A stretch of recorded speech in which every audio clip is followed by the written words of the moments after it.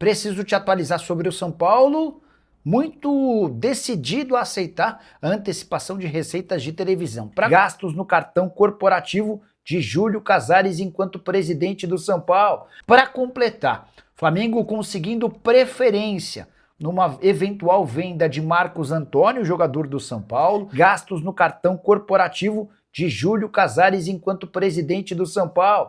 Otávio, ex-jogador do Internacional e do Porto, cogitado no futebol brasileiro, últimas de mercado, bastidores, finanças e muito mais. Fala aí pessoal, sou Jorge Nicola, bem-vindos a mais um vídeo do canal, sempre bom ter vocês por aqui, sem perder tempo, pedir para deixar like, se inscrever no canal e ativar as notificações. Já Otávio, meio atacante revelado no Internacional, com passagem pelo Porto, seleção portuguesa e que defendia o Al Nassr ao lado de Cristiano Ronaldo, é alvo do Grêmio, pedido do técnico Luiz Castro.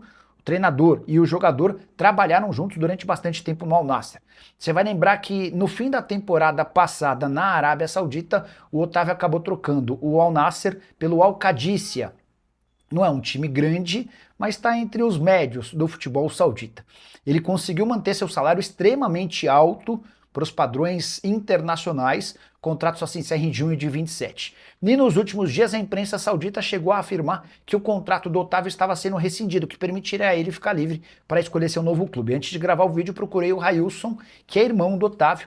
O Railson assegura que está tudo normal, não tem nenhuma discussão sobre rescisão de contrato por Otávio. O que acontece é que ele, por conta de uma lesão grave, não joga desde o fim do ano passado. Ele está praticamente recuperado de lesão e a expectativa do Qadisiyah é de passar a contar com o Otávio já nos próximos dias. Em relação ao interesse do Grêmio, é real, é oficial, mas o negócio dos mais complicados por todas as condições, especialmente financeiras. Salário alto, necessidade de uma compensação financeira grande. Difícil imaginar que vai haver acordo entre as partes. E o São Paulo deve antecipar receitas de televisão. Tricolor, que tem novo presidente, o Hery Macis, procurou nos últimos dias dinheiro em diversas instituições bancárias.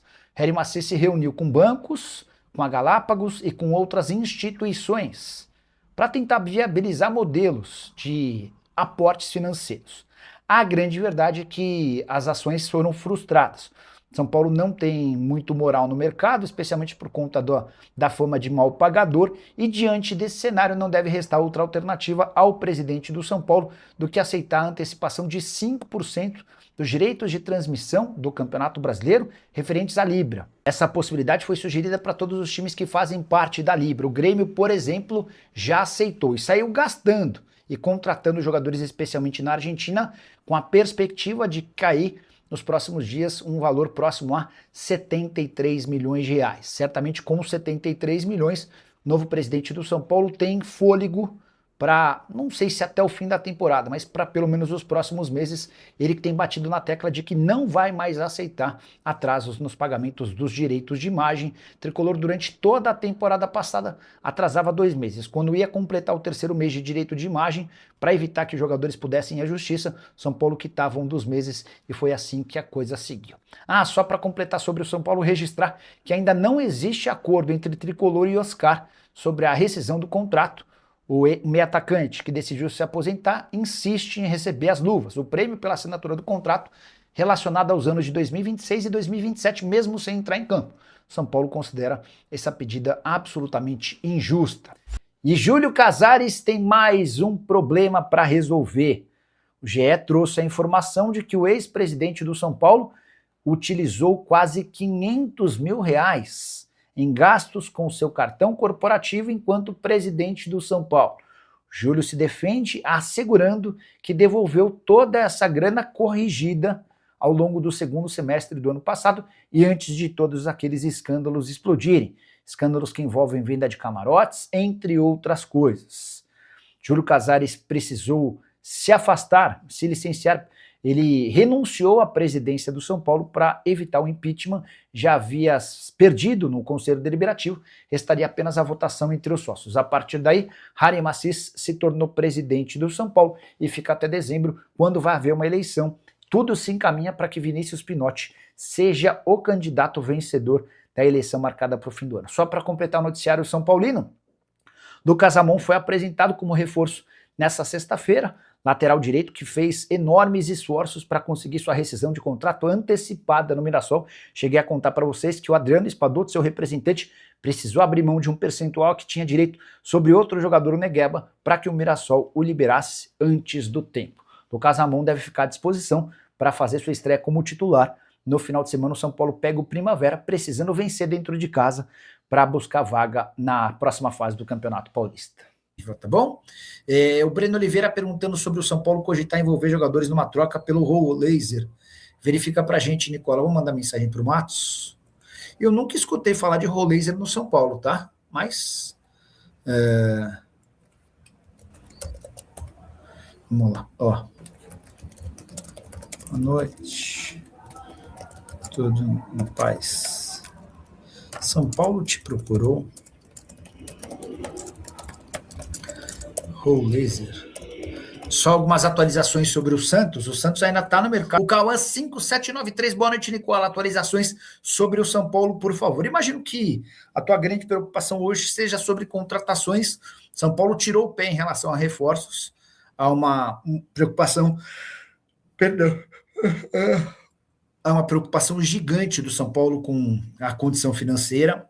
Nos últimos dias, o novo presidente do São Paulo, Harry Massis, andou conversando com várias instituições financeiras, com bancos, com a Galápagos, com várias outras possibilidades, tudo para tentar levantar um dinheiro. E a verdade é que ele não conseguiu ter êxito nessa história. Diante desse cenário, o São Paulo está praticamente decidido a antecipar 5% dos seus direitos de transmissão do Campeonato Brasileiro. É um acordo que a Libra havia sugerido para os times. O Grêmio foi o primeiro a aceitar e vai ter direito a 73 milhões de reais. O São Paulo deve ir pelo mesmo caminho, tá bom? E Júlio Casares tem mais um problema para resolver. O GE trouxe a informação de que o ex-presidente do São Paulo utilizou quase 500 mil reais em gastos com seu cartão corporativo enquanto presidente do São Paulo. Júlio se defende assegurando que devolveu toda essa grana corrigida ao longo do segundo semestre do ano passado e antes de todos aqueles escândalos explodirem. Escândalos que envolvem venda de camarotes, entre outras coisas. Júlio Casares precisou se afastar, se licenciar.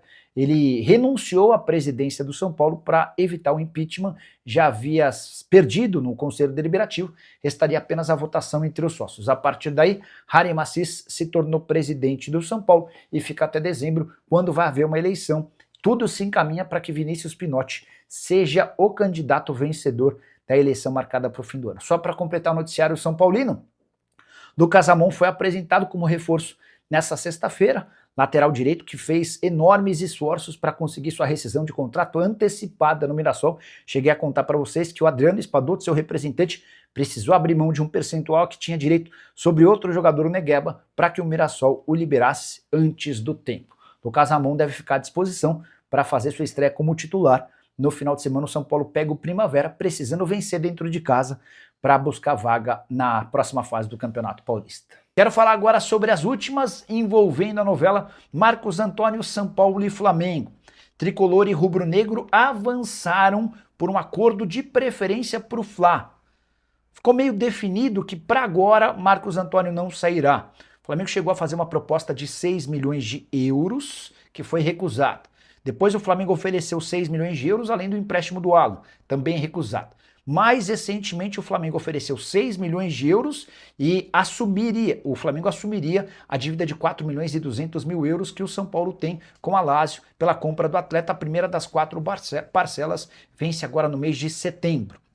São Paulo também se recusou a fazer negócio. Diante de toda essa dificuldade, o Flamengo pediu a preferência da compra do atleta na metade do ano, quando o São Paulo entende que já vai ter mais definido o papel do Marcos Antônio dentro do seu elenco. O São Paulo concordou, não vai haver nenhum ônus para o São Paulo diante desse cenário e as partes devem voltar a discutir essa possibilidade a partir de julho.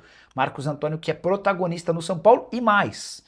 Ele havia aceitado a proposta do Flamengo, cheguei a contar para vocês que nos bastidores ele trabalhou para que o negócio saísse. Sem forçar barra, sem criar uma situação chata no São Paulo, a tendência é que ele permaneça até julho. Pergunta que eu deixo para você, torcedor são paulino. Qual seria o preço que você colocaria para negociar o Marcos Antônio? Já usa o espaço para comentário e registra a sua opinião, beleza? Bora falar agora sobre Maceió, atacante da Portuguesa, jogador de 22 anos de idade que faz mais um bom campeonato paulista. Titular absoluto da Lusa, esteve nas 6 partidas com 2 gols marcados. Ele fez na vitória contra o São Paulo e na vitória contra o Velo Clube, resultados super importantes para permitir que a Lusa, em caso de vitória contra a Ponte Preta nesse sábado, se assegure na fase de mata-mata com uma rodada de antecedência. Pois bem, o Maceió tem chamado a atenção de clubes do Brasil e do exterior. Posso contar que já tem time da Europa, de prateleira média, interessado e propondo uma negociação com a Portuguesa. O jogador é monitorado por 2 times da Série A, além de uma série de outros times da Série B. O que está ficando meio definido é que dificilmente o Maceió disputará a 4ª divisão do futebol nacional. Você sabe, a Lusa, depois de participar do Paulistão, passa a competir na 4ª e última divisão nacional. A tendência é que o atleta seja emprestado ou vendido. Portuguesa promete dificultar a saída do Maceió, por entender que ele é um dos principais valores da equipe. A última vez que chegou a cogitar em negociá-lo, quando esteve emprestado ao Maceió, a Portuguesa pedia 4,5 milhões de reais por 50% dos direitos econômicos. Quero falar agora que o São Paulo desistiu da contratação de Gustavo Scarpa. Foram 2 investidas desde a virada do ano. A primeira delas, uma proposta para que o Scarpa fosse emprestado com opção de compra. O Atlético descartou na hora. Mais recentemente, o São Paulo procurou dirigentes atleticanos sugerindo uma troca, mas não houve um consenso entre dirigentes dos 2 clubes sobre quais jogadores poderiam ser envolvidos nessa negociação do Scarpa. Diante desse cenário, o São Paulo desistiu oficialmente da contratação do jogador de 31 anos de idade, que não consegue engrenar sob o comando de Jorge Sampaoli.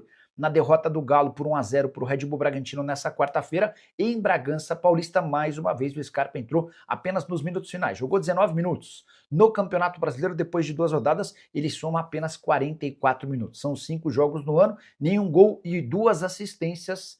Ele foi reserva em 3, titular em 2. Importante contar que no Campeonato Brasileiro, apenas 48 minutos em campo. Você gostaria do Scarpa no seu time no coração? O que pensa sobre o meio atacante? Importante registrar que o Galo só topa negociá-lo, recuperando praticamente todo o investimento feito de 5 milhões de euros quando da sua compra junto ao futebol internacional. E Corinthians, Palmeiras e São Paulo devem estar bastante arrependidos de não terem contratado de graça Carlos Vinícius. Centroavante de 30 anos de idade, que é artilheiro do Campeonato Brasileiro e tem média de gols espetacular com a camisa do Grêmio. Até aqui foram 20 gols em 22 partidas na atual temporada, 8 jogos e 8 gols marcados pelo tricolor. Foi o Carlos Vinícius quem fez 3 dos 5 gols na vitória do Grêmio na noite dessa quarta-feira contra o Botafogo, 5-3 na Arena Gremista. Só para refrescar sua memória, Carlos Vinícius estava livre do Fulham e foi oferecido para São Paulo, para Corinthians e para Palmeiras. Os 3 clubes entenderam que a pedida do staff do jogador era muito alta. Carlos Vinícius queria receber pouco mais de 1 milhão de reais por mês para que o negócio fosse fechado. O único que acreditou no potencial do Carlos Vinícius foi o Grêmio, que certamente está super contente com o centroavante. Repito, ele chegou sem custos à Arena Gremista, em troca de salário, direitos de imagem e luvas, pacote que gira na casa de 1 milhão e 200 mil reais por mês, candidatíssimo à artilharia do Campeonato Brasileiro de 2026.